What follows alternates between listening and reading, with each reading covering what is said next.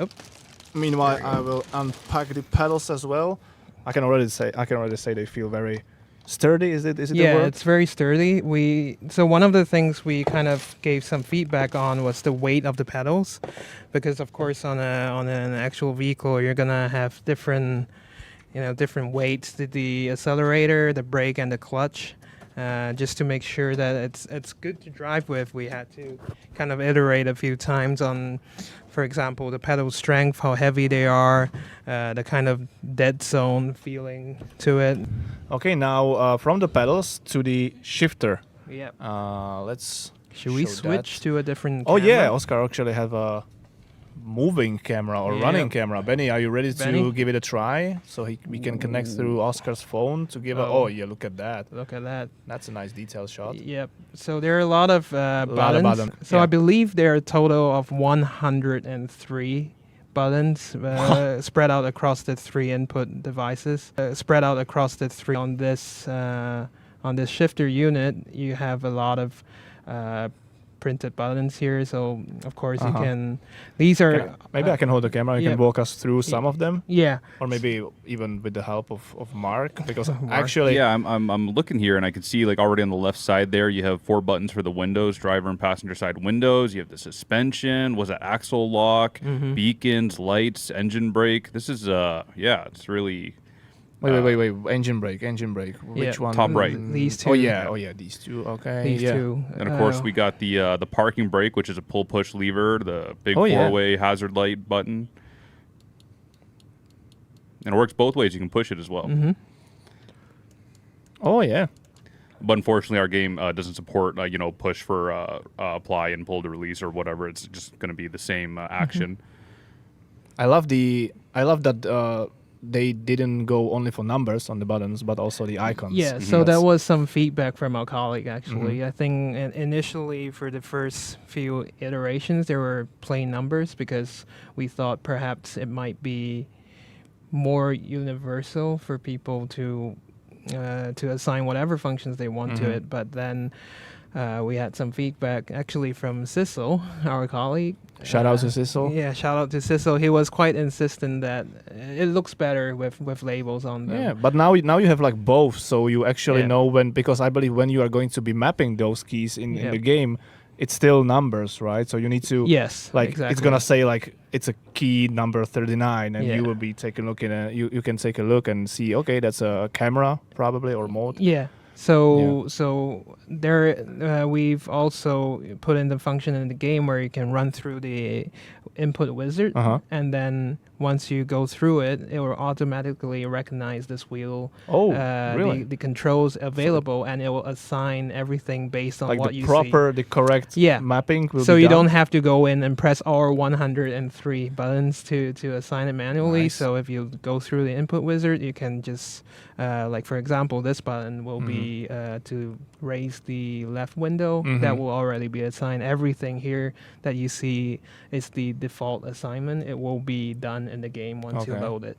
But of course, you can choose to reassign the functions if you want. There are some buttons that are not actually assigned. For example, there's an auxiliary 1, auxiliary 2, which is for beacons, for example. You could do those stuff if you want to. Yeah, we actually already have a switch for beacons up there on the right. So if there's anything, any other function, those are for beacons. Yeah, true. Yeah, if there's any other function you feel like you might need, you have 2 buttons there you can use. So in the future, you can, if you think of anything that's useful to you that's not already here, you can do that. And of course, there are some functions here that are also supporting one of the newer features we put in the game, like all these safety systems. You can even like turn off the emergency braking. Right. Emergency braking. That's lane awesome. assist. Let's test our former truck driver, Mark. Really quick, if you guys want to turn it around and show the splitter and range selector. Oh yeah.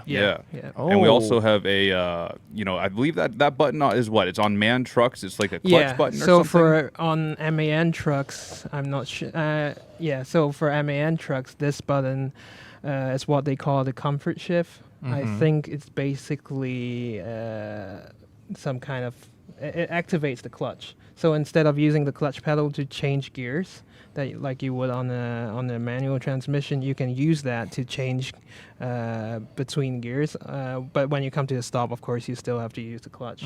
But we have that button on both sides of the shifter, so you can assign it to anything you want. Of course, on some people that would be useful as an engine brake button, for example, to toggle the engine brake. And that's the way I have it set up as like an easy Jake button, right? Yep. And I use the bottom one there as my range selector to go from the bottom box to the top box, and then the top one as the gear splitter.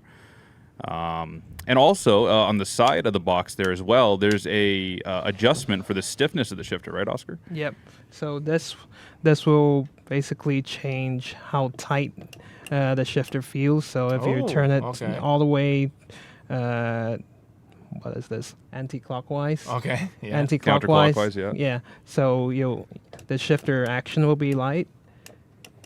Okay. So if you turn it all the way clockwise, then it'll be Oh, I stiffer. can feel it. Yeah. Yeah. So you kind of want if you want to kind of emulate the experience you get between a pretty old truck where the shifter is a little bit loose versus a brand new one, you could do that, and of course it's based on your preference, right? Nice.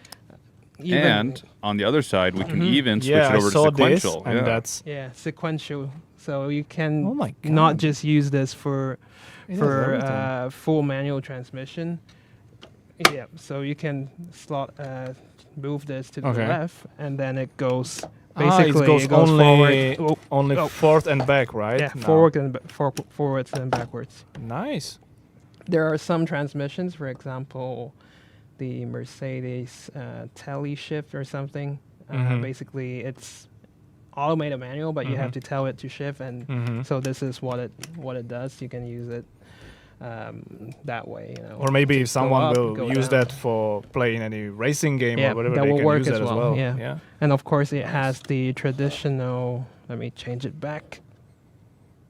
Yeah.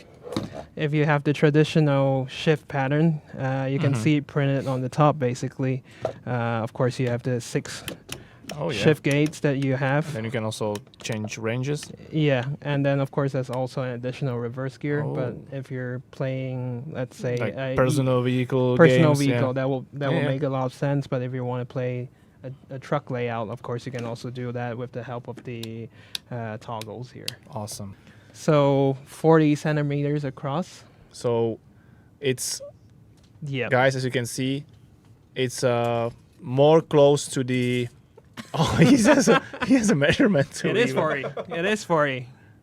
Awesome. Awesome. So it's actually like more close to the correct size of a truck wheel, right? Yeah, I believe it should be, right, Mark? Mark, do you know what size usually trucks have their steering wheels? I know U.S. trucks are typically 18 inches across. I don't know what that translates to in centimeters, unfortunately, but I it don't know does. either. It definitely has more of a feel compared to other wheels you typically find on the market. It definitely has that bigger feel, and sitting at your computer, you maybe wouldn't want to have like a real life 18 or 20 inch wheel. That might be a little too big behind your 29 inch monitor or whatever, right? This I feel like is the perfect size. You can see on the wheel there's just a lot of buttons. A lot of buttons, because again. there are a lot of functions in Yes. the game now. We keep adding Yeah. more stuff to it. But so what stole my attention the first is the finish of the actual yeah, the wheel. Like it's wrapped in imitation of imitation leather. Yes, And guys, check this out. It's also has stitching. stitching. Yeah, like on a regular vehicle, right? On a real and life it truck. actually feels like holding a real like material of a real steering wheel. Exactly. And I think what's cool, I would say, is the horn actually works. You can actually you just you do you that. can attach it. You can like assign it as a yeah, button. yeah. Yeah, that's when you why run it's- the input wizard, it automatically goes to your city horn, I believe. Yeah, Oh. so that's your city horn. Then you have an air horn button as well. You've got we try to make it look like it's kind of realistic, like a real vehicle, like on a real vehicle. So you have volume controls, you have Perfect. skip track. So it's like usually Yeah. steering wheels has like infotainment. And, Yeah, exactly. And like, It's supposed to look like that, and of course, all their functions work. Mm-hmm. You can reassign it something else, but we tried to keep the look kind of like what you would expect on the real vehicle. Of course, here you can control your cruise control. Yeah. Over here, you can. That's how you scroll through between different driver information screens, I see. reset your trip computer. And those are, I guess, just extra buttons. Yeah, you those can are just assign extra to buttons. anything. You can do anything with it. What do we have on the right side? Yeah, so these are kind of for your UI navigation. You can use I those. see. Of course, they also work while in the game driving. For example, these two will be like your zoom for the navigation for your route advisor. And is this like the distance? That Yes, that's the adaptive cruise yeah, control. that's the Oh, adaptive yeah. cruise control button. And you have two, what do you call these? Thumbsticks. Yeah. Oh, yeah. So those can be used to control. Oh, that's an air horn button? Yeah, that's an air horn button. And these can be used for looking around. Uh-huh. And So it's this like is- a mouse. It's like a mouse. It also works as a mouse cursor. So the way it's set up in the game when it recognizes Okay. this, there are UI possibilities to control the UI just with the product alone.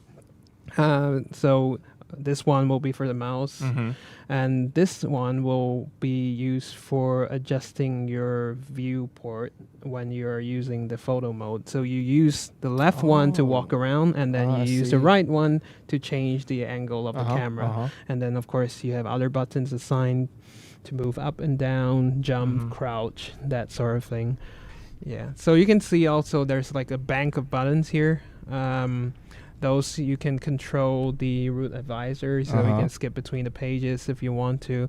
Like this one will be useful for multiplayer for Convoy. Oh, Because so it's that's like your chat. push. That's your push to Oh. talk, which is kind That's of like so your voice cool. recognition button in a real vehicle. Yeah, like giving like instructions to the system. Yeah, and then the next one, like it's like a return button, but it's supposed to be assigned to quick replies. It's like reply. Oh yeah. But also you can use that as a back button for your navigation in UI.